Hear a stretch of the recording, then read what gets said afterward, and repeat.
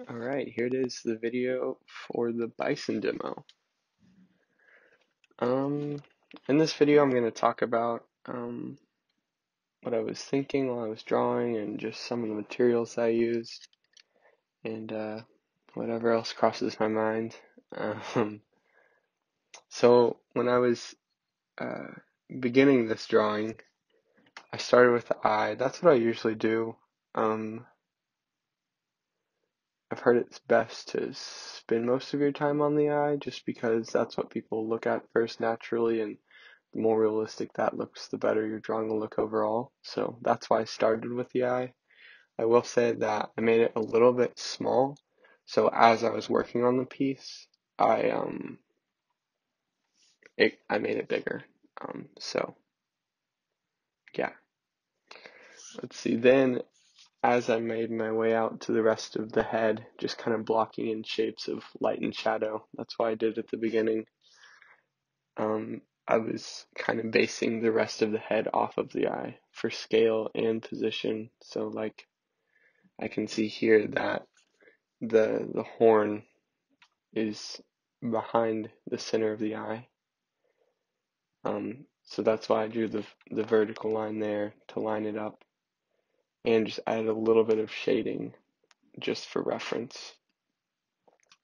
I also did the same line technique with to the front of the head and the bottom of the mouth. That just gives me a good anchor point to base the rest of the drawing off of, if that makes sense. Here I'm continuing to block in shapes. I find that really helpful. Rather than just looking at the entire body, you can kind of get overwhelmed when using reference. It's better to block in those light and shadow spots into simple shapes, and then when you come back, then you can go into the detail and just hit each shape one at a time. Right here is where I went back and made that eye a little bit bigger. It's also really good to just step back every once in a while and see how the piece looks overall.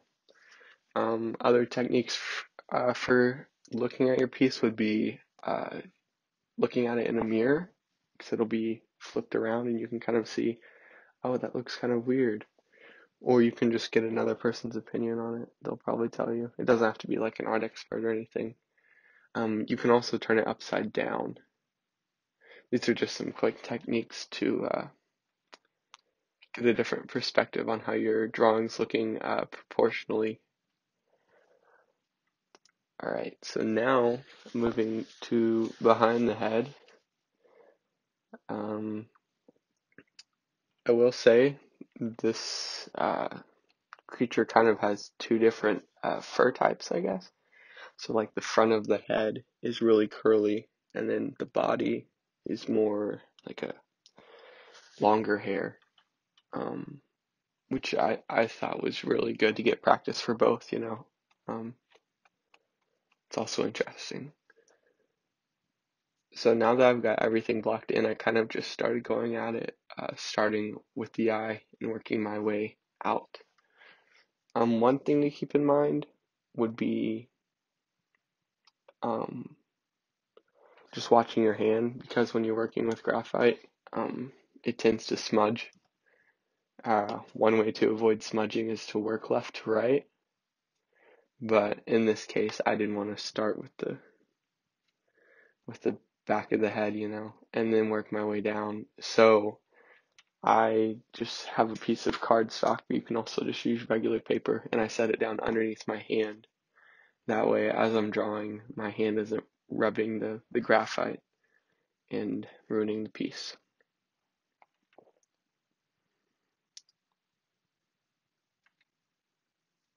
It's also important to see how the light is falling on the form and how that affects the hair in this case. It looks like to me the light in this drawing is probably coming from the top right. So under the horn, you'd have some pretty deep shadows. And then there's also a shadow up against the top of the head from the horn, so there must be light coming from maybe the left too. Keeping those things in mind can help make something look more three-dimensional. Another thing that's important is highlights. Uh, I wait until the end to add in my highlights, just so if I accidentally smudge it, I don't have to worry about it as much.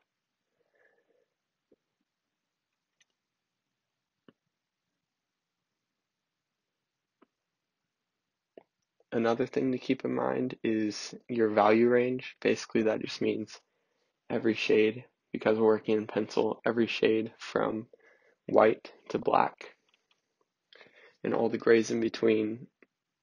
Your job,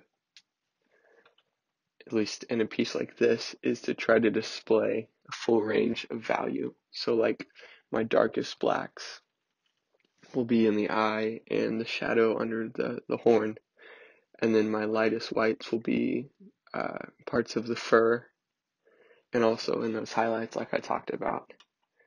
And just being able to see that contrast is something really important to keep in mind as you're working on a piece, any piece really. Um, that being said, there are also some really beautiful muted pieces where they use a limited range of values. You can get some cool effects there, but for the sake of a pencil drawing, and specifically this one, it's a good goal to try to show all those value ranges.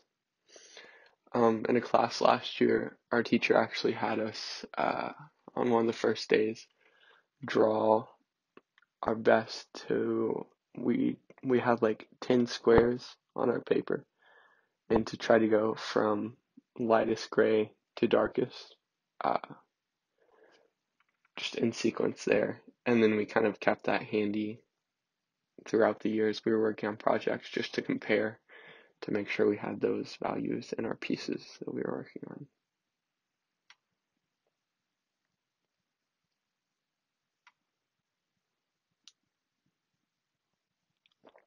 So this video is obviously sped up a little bit. This piece took me about 3.5 hours, which I'd say uh, is pretty typical for a piece this detailed, um, especially pencil. Um,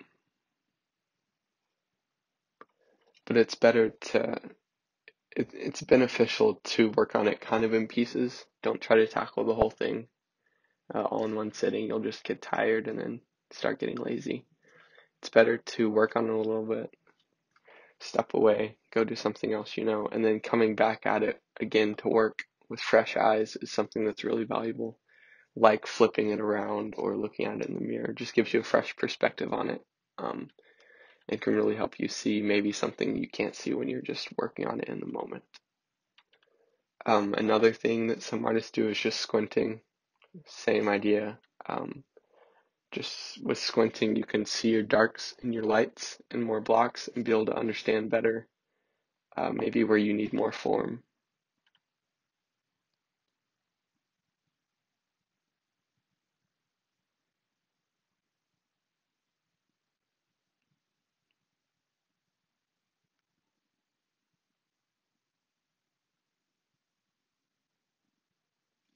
For this piece, I used just the same tools that we've been using, so the wide eraser and a kneaded gray eraser, as well as a sharpener. Sharpener is really important to keep your pencils sharp, um, as well as pencils from 6H, which is the lightest, then 4H, 2H, F, and HB, which I believe are pretty much the same thing, and then 2B, 4B, 6B, 8B, and I have a 9B. But I was reading a book by another artist, James Gurney. He's pretty famous, and he was talking about how he only uses a couple pencils, I think 4H and 4B. It gets the same, I get some really good values from that. So it's not necessary to have every single pencil, but just your control of the pencils you have.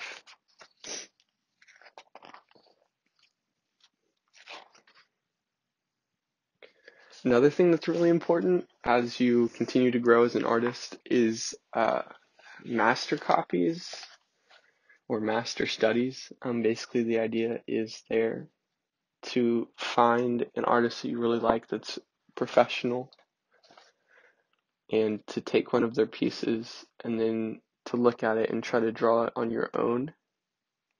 I've done quite a few of these. We actually did some in school, and it gives you more insight into what it takes to create a piece that might seem simple at first, and it can really help you not only appreciate that artist more, but it'll add to your style too. I really think that your quote-unquote style is a combination of your inspirations, the artists that you draw from. So it is really important to find good artists and to study their works and to copy them, not exclusively, but doing these sketches is really helpful, especially when working on things like anatomy. A few artists that I really like, there are a ton, but Norman Rockwell, of course, he's done all those classic 40s, 50s portraiture paintings you've probably seen. Yeah, really cool guy. Another artist would be Aaron Blaise, AaronsBlaise. He has these, he's an animal artist really, and he has a YouTube channel that you should definitely check out. Sometimes he'll just like go to a zoo and sketch animals from life, which is super cool. He also worked for Disney on like I think the Lion King movie, and a few other animated. So he has a lot of animation knowledge, but also can draw very realistic animal drawings. Yeah, he's got a lot of stuff. Like I mentioned before, James Gurney, Gurney, is another artist that you should probably check out. He is famous for a series called Dinotopia, which is basically like these elaborate paintings of what dinosaurs would look like if they were part of society, kind of. Really interesting. And he also has a YouTube channel where he will do plein air paintings. Plein air is just going outside and painting what you see. Fancy phrase. And he has a lot of insight too, and it's totally free.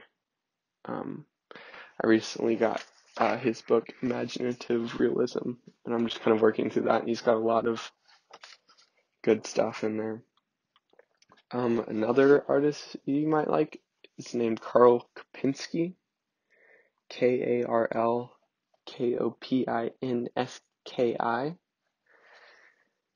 He typically works in pen and ink, and he does both these animal and human drawings, and he does this really cool kind of mech stuff, like robots or ideas for like game development. I think he did some work for like the Assassin's Creed games. He's got a really cool style that inspires me. Another artist is Jake Parker. He has an animated style, but he's also got a YouTube channel that is really helpful. He worked for Sony Studios. He worked on like the Horton Hears a Who movie and a few others. And he just has so much experience. And he's doing freelance right now, which is cool as well. He was also a college professor. And he is on a podcast. He has a podcast called 3 Point Perspective, which is him and two other artists who basically just talk about illustration, making a career out of illustration. And they have so much advice because they've kind of done it all. All of them have been professors.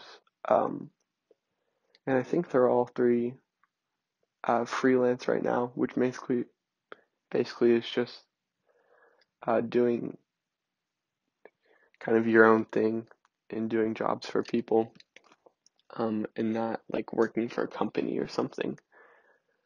They're also all children's book illustrators. So yeah, let's see. So drawing realistic hair is something that I was going to talk about. My approach to hair is not to draw every single hair because it's kind of impossible. I'm sure it's not, but it'd take a while. So what I do is after I get it blocked in, I'll start with the darkest part and work from the dark to the light, really paying attention to my strokes so it fits that short curly hair. I'm making short strokes in kind of a circular motion. And then for the longer hair, I'll start with the dark and then stop about halfway where there's that sheen, kind of on the jawbone there, for example. And then I'll go to the end of the hair and start with the end and come back up, meeting in the middle. So then the top and the bottom parts of the hair will be darkest, with the lighter hair in the middle. I don't know if that makes sense, but that's just kind of what I'm thinking about while I'm drawing. And then also like around the eye, I to get to present more depth, yeah. To find the depth around, especially right behind the eye, there's kind of that part where it looks like it goes in. The way you do that is just by really using the contrast to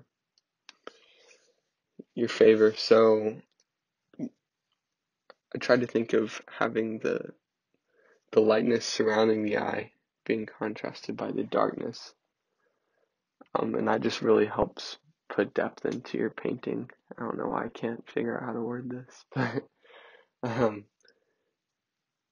yeah, the contrast of dark and light will make the lighter thing look like it's closer to the camera as opposed to the darker thing.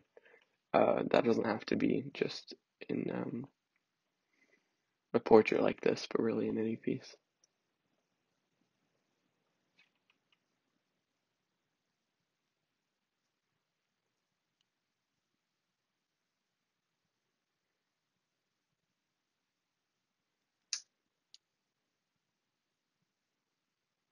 So I can't think of anything else to say, but if I do, I'll hop back on and add it in. If you've got any questions, let me know. Please just text me or whatever. And whenever you've got this done, let me know. We can FaceTime or whatever.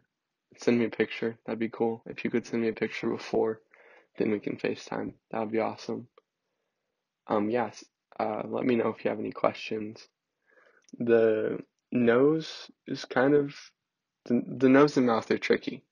I can't think specifically now what I struggled with, but I can remember that was probably the hardest part for me. So when you get there, if you have any questions, please ask me. I'd love to help you out, 'cause that part was kind of tough. One more thing, when I'm drawing with pencils, I always start with my lightest value. So in this case, my either a 4H or a 6H. 6H is lighter than a 4H, but they're both super light. And then I come back in with my darker values. That's really important. Building up layers. Layers are important in graphite drawings like this. So just going from light and working your way up to dark rather than going from light to your darkest pencil.